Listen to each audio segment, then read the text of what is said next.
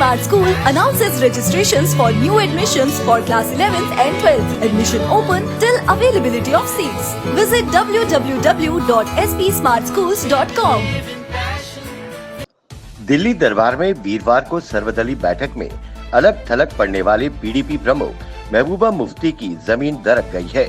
ना तो पाकिस्तान से बातचीत और ना ही 370-35A की बहाली को तवज्जो मिलने पर अब महबूबा मुफ्ती को जनता तथा पार्टी कैडर का विश्वास जीतने में काफी मशक्कत करनी पड़ेगी। इसके लिए वो नया दाव खेल सकती हैं ताकि खोए जनाधार को पाया जा सके। वो जमाते इस्लामी व अलगाववादी खेमे को खुश करने का दांव खेल सकती हैं। इसके तहत वो सोची समझी रणनीति के तहत लगातार पाकिस्तान का राग अलाप रही है। 9 महीने की ट्रेनिंग के बाद 604 जवान जम्मू कश्मीर पुलिस में शामिल हो गए। जम्मू संभाग के जिला रियासी के एसटीसी तलवाड़ा में पासिंग आउट परेड में मुख्य अतिथि डीजीपी दिलबाग सिंह ने इन प्रशिक्षुओं को देश सेवा की शपथ दिलाई। पासिंग आउट परेड में प्रशिक्षकों ने एक दूसरे के कदम ताल मिलाते हुए मार्च पास्ट किया। जम्मू कश्मीर पुलिस के बैंड की धुन रही। डीजीपी दिलबाग सिंह ने परेड की सलामी ली। पुलिस में शामिल होने वाले ये जवान अलग अलग जिलों के हैं। कांस्टेबल की ट्रेनिंग पूरी करने वाले सुनील कुमार को मार्च पास्ट और ओवरऑल बेस्ट पुरस्कार से सम्मानित किया गया। डीजीपी ने इस मौके पर उन्हें प्रमोशन दी। वो सिलेक्शन ग्रेड कांस्टेबल चुने गए। जम्मू कश्मीर के पूर्व मुख्यमंत्री महबूबा मुफ्ती ने सर्वदलीय बैठक के एक दिन बाद कहा कि वो जम्मू कश्मीर का विशेष दर्जा यानी 370-35A जब तक बहाल नहीं होता वो चुनाव नहीं लड़ेंगी। वहीं उन्होंने कहा कि जम्मू कश्मीर में किसी चुनाव में वो शिरकत नहीं करेंगी। लेकिन ठीक इस दौरान मेरी पार्टी पीडीपी इस तथ्य से भी वाकिफ है कि हम किसी दूसरे के लिए राजनीतिक स्थान नहीं छोड़ेंगे। उन्होंने कहा दमन और उत्पीड़न के युग का अंत होना चाहिए। जम्मू कश्मीर में पाकिस्तान का राग अलापने वालों पर अब और सख्त शिकंजा कसने जा रहा है। युवाओं में कट्टरवाद फैलाने वाले सरकारी व गैर सरकारी संस्थाओं के 100 से ज्यादा लोग रडार पर हैं। ये लोग युवाओं को भड़का रहे हैं। एनएसए अजीत डोभाल की टीम पीडीपी प्रमुख के पाकिस्तानी बयान के चलते ऐसे लोगों पर कड़ी नजर बनाए हुए है। पाक परस्ती करने वाले लोगों को भारी कीमत चुकानी पड़ सकती है। आतंकवाद से हमदर्दी जताने से बाज नहीं आ रहे पाकिस्तान को वैश्विक स्तर पर करारा झटका लगा है। आतंकी फंडिंग पर निगरानी रखने वाली वैश्विक संस्था वित्तीय कार्यवाही कार्यबल FATF ने उसे ग्रे सूची में ही रखकर निगरानी का फैसला किया है। पाकिस्तान आतंकी फंडिंग रोकने में नाकाम रहा है। पाकिस्तान लगातार 3 वर्षों से ग्रे लिस्ट में शामिल है। पाकिस्तान को वैश्विक निवेश हासिल करने में कोई राहत नहीं मिलेगी। पहले ही आर्थिक संकट से जूझ रहे पड़ोसी देश पाकिस्तान के लिए इससे परेशानी और बढ़ेगी।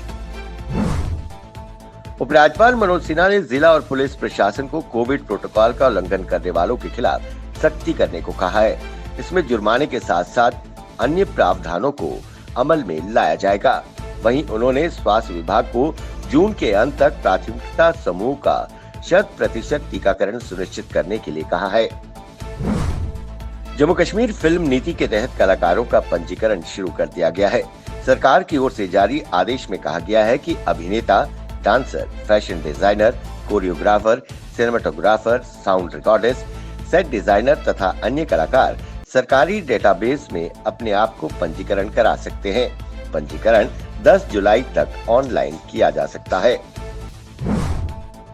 जम्मू शहर में पानी की किल्लत वाले इलाकों में 20 बोरवेल लगाए जाएंगे। इसके लिए 22 करोड़ रुपए मंजूर किए गए हैं। इसका काम 15 जुलाई से शुरू होगा।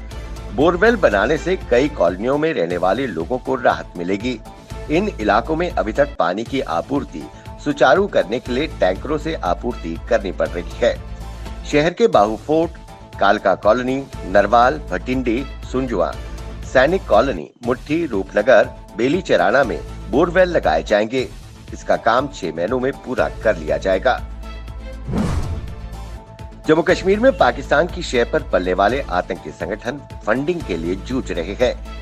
इन संगठनों को ना तो कश्मीर में अलगाववादियों से फंडिंग हो रही है और ना ही इन्हें कोई मदद मिल रही है और ना ही विदेश में सक्रिय इनके मददगारों से इन्हें कोई मदद मिल रही है। ना ही स्थानीय स्तर पर सक्रिय आतंकी अपने लिए फंड जुटा पा रहे हैं। लिहाजा पाकिस्तान नार्को टेररिज्म से इन संगठनों को फंडिंग कर रहा है। अब जम्मू कश्मीर के नशा तस्करों को उन्होंने अपने साथ मिला लिया है।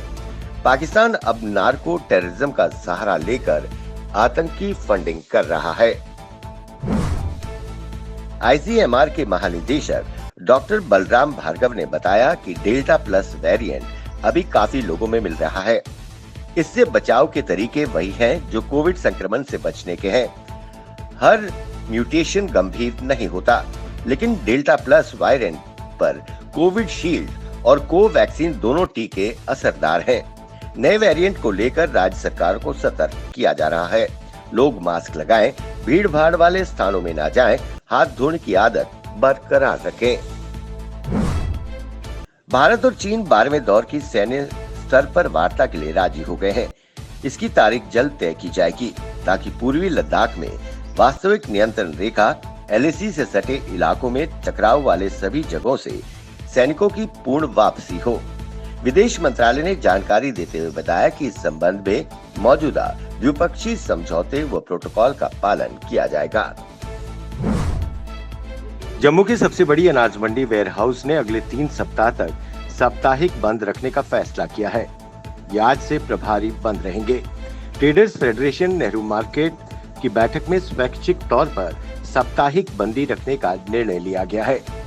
इसके मद्देनजर शनिवार और एतवार ये बाजार बंद रहेंगे। कश्मीर घाटी के श्रीनगर के सीमेंट ब्रिज नूरबाग से एक 17 वर्षीय कुपवाड़ा के रहने वाला युवक ने पुल से झेलम नदी में कूदकर आत्महत्या कर ली। वहीं स्थानीय लोगों का कहना है कि ये पुल सुसाइड पॉइंट बनता जा रहा है। प्रशासन को फौरी तौर पर इस पर कदम उठाना चाहिए।